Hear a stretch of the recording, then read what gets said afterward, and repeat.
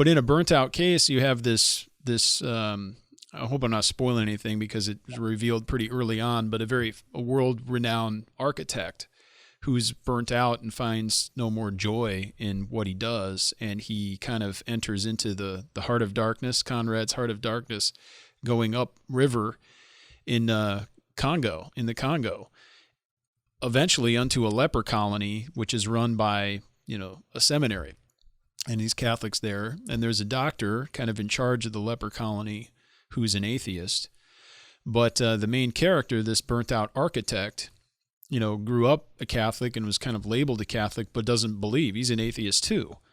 And what you find in that whole book is this notion that there's this contrast often between the atheists and the overtly religious. And they're often more categorized kind of as Pharisaical. The people that know, and the priests and the other, lay people who are very overtly religious are actually not the good people.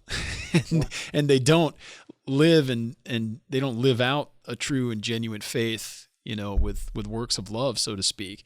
The atheists are the ones that actually help people and love people.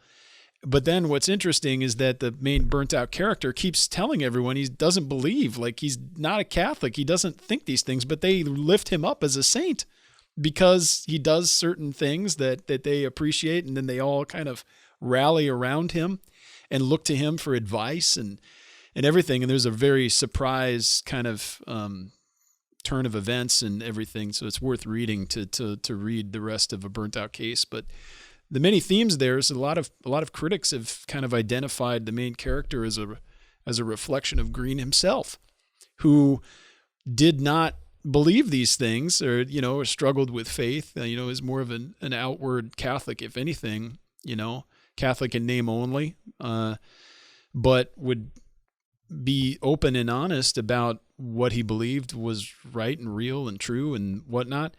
But no matter how hard he tried, people kept looking to him for religious answers and holding him up as some Catholic par excellence.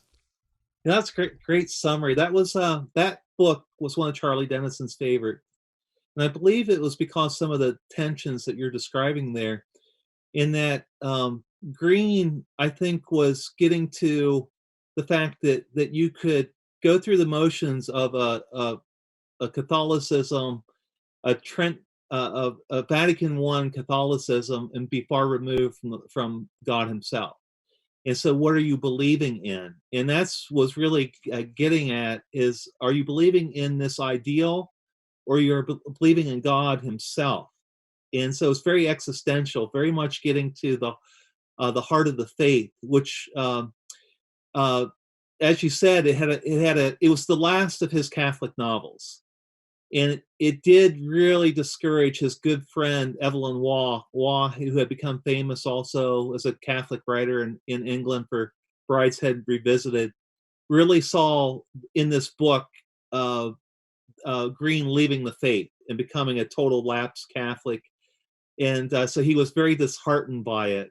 Waugh was very Orthodox, a very Orthodox Roman Catholic. And so, but I think it's brilliant on Greene's part literarily to start with Brighton Rock, which is a morality tale about a Catholic in a secular vision, and to move all the way through 20 years later and come to a burnout case, and he leaves it. He's leaving the faith, and it's fascinating to me because I kept on, as I first was reading these books and going to Duquesne, I kept on thinking, there's something here that Greene's saying about the tension one feels in being a Catholic in this system and what it means to live out this faith.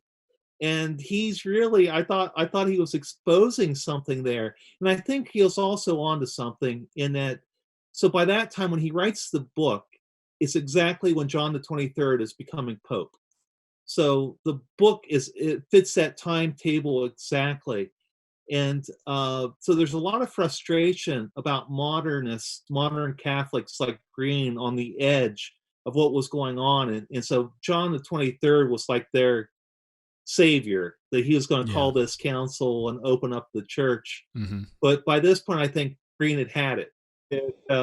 He writes this book, and It's underrated. I think it's one of his best, and it's not generally considered one of his Catholic novels, but I definitely think it is. And I think Roger Sherrick, who I think is the best interpreter of Greene, places it dead set in the Catholic novels also.